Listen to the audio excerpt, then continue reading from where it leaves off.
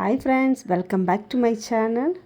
Friends, ಇವತ್ತು ಮೆಂತ್ಯ ಸೊಪ್ಪಿನ ಬೇಳೆ ಸಾಂಬಾರು ಮಾಡೋದು ಹೇಗೆ ಅಂತ ತೋರಿಸ್ತಾ ಇದ್ದೀನಿ. ಇದು ಪೂರಿ, ದೋಸೆ, ಚಪಾತಿ, ಅನ್ನ, ಮುದ್ದೆ ಎಲ್ಲದಕ್ಕೂ ಸೂಪರಾಗಿರುತ್ತೆ. ಒಂದು ಸಲ ಟ್ರೈ ಮಾಡಿ.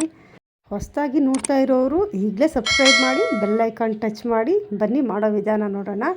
ನಾನಿಲ್ಲಿ 100 ಗ್ರಾಮಷ್ಟು ತೊಗರಿಬೇಳೆಯನ್ನು ತೊಗೊಂಡಿದ್ದೀನಿ.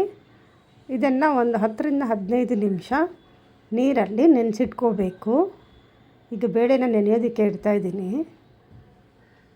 ನಾನಿಲ್ಲಿ ಒಂದು ದಪ್ಪ ಗಾತ್ರದ ಈರುಳ್ಳಿ, 2 ಟೊಮೆಟೊ, ಒಗ್ಗರಣೆಗೆ ಹಿಂಗು, ಅರ್ಧ ಚಮಚದಷ್ಟು ಜೀರಿಗೆ, 7-8 ಎಸಳು ಬೆಳ್ಳುಳ್ಳಿ, 6ರಿಂದ 7 ಹಸಿಮೆಣಸಿನ್ಕಾಯಿ, ಸ್ವಲ್ಪ ಕರಿಬೇವು, ಸಾಸಿವೆ, ಒಣಮೆಣಸಿನ್ಕಾಯಿ ತೊಗೊಂಡಿದ್ದೀನಿ. ಹಾಗೆ ಒಂದು ಚಿಕ್ಕ ಕಟ್ಟು ಮೆಂತ್ಯ ಸೊಪ್ಪನ್ನು ಸಣ್ಣದಾಗಿ ಕಟ್ ಮಾಡಿ ತೊಳೆದ್ಬಿಟ್ಟು ಇಟ್ಕೊಂಡಿದ್ದೀನಿ. ಈಗ ಬೇಳೆಯನ್ನು ಬೇಯೋದಕ್ಕೆ ಇಟ್ಕೊಳ್ಳೋಣ.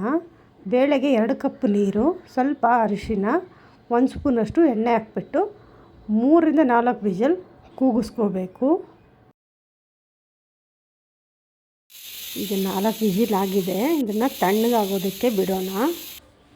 ಈಗ ಒಂದು ಪ್ಯಾನ್ಗೆ 2 ಟೇಬಲ್ ಸ್ಪೂನ್ ಎಣ್ಣೆ ಕಾದ ನಂತರ ಅರ್ಧ ಸ್ಪೂನಷ್ಟು ಸಾಸಿವೆ, ಬೆಳ್ಳುಳ್ಳಿ, ಹಸಿಮೆಣಸಿನ್ಕಾಯಿ, ಕರಿಬೇವನ್ನು ಹಾಕಿ ಫ್ರೈ ಮಾಡ್ಕೊಳ್ತಾ ಇದ್ದೀನಿ. ಫ್ರೈ ಆದ ನಂತರ ಈರುಳ್ಳಿನ ಹಾಕ್ಕೊಳ್ತಾ ಇದ್ದೀನಿ. ಈರುಳ್ಳಿ ಸ್ವಲ್ಪ ಕಲರ್ ಚೇಂಜ್ ಆಗೋ ತನಕ ಫ್ರೈ ಮಾಡಿಕೊಂಡ್ರೆ ಸಾಕು. ಈಗ ಟೊಮೆಟೊನ ಆ್ಯಡ್ ಮಾಡ್ಕೊಳ್ತಾ ಇದ್ದೀನಿ. ಟೊಮೆಟೊ ಬೇಗ ಬೇಯೋದಕ್ಕೋಸ್ಕರ ಸ್ವಲ್ಪ ಉಪ್ಪನ್ನು ಆ್ಯಡ್ ಮಾಡ್ಕೊಳ್ತಾ ಇದ್ದೀನಿ. ಟೊಮೆಟೊ ಸ್ವಲ್ಪ ಮೆತ್ತಗಾದ ನಂತರ ಮೆಂತ್ಯ ಸೊಪ್ಪನ್ನು ಹಾಕ್ಕೊಳ್ತಾ ಇದ್ದೀನಿ. ಮೆಂತ್ಯ ಸೊಪ್ಪು ಕಹಿ ಎಲ್ಲ ಹೋಗೋ ತನಕ ಚೆನ್ನಾಗಿ ಹಾಗೆ ಫ್ರೈ ಮಾಡ್ಕೋಬೇಕು. ತಟ್ಟೆನ ಮುಚ್ಚಬಾರ್ದು. ಈಗ ಬೇಳೆ ಚೆನ್ನಾಗಿ ಬೆಂದಿದೆ. ನೀರನ್ನು ತೆಗೆದುಬಿಟ್ಟು ಬೇಳೆಯನ್ನು ಮಾತ್ರ ಮೊದಲು ಸೇರಿಸ್ಕೊಳ್ತಾ ಇದ್ದೀನಿ. ಸೇರಿಸಿದ ನಂತರ ಒಂದು ಸರಿ ಚೆನ್ನಾಗಿ ಮಿಕ್ಸ್ ಮಾಡ್ಕೋಬೇಕು.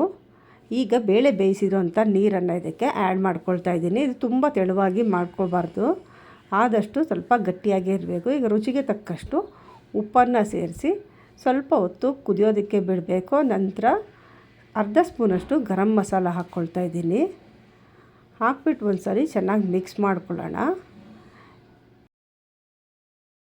ಈಗ ಒಗ್ಗರಣೆಯನ್ನು ಹಾಕ್ಕೊಳ್ಳೋಣ. ಪ್ಯಾನ್ಗೆ 3 ಸ್ಪೂನಷ್ಟು ತುಪ್ಪ ಹಾಕ್ಕೊಳ್ತಾ ಇದ್ದೀನಿ.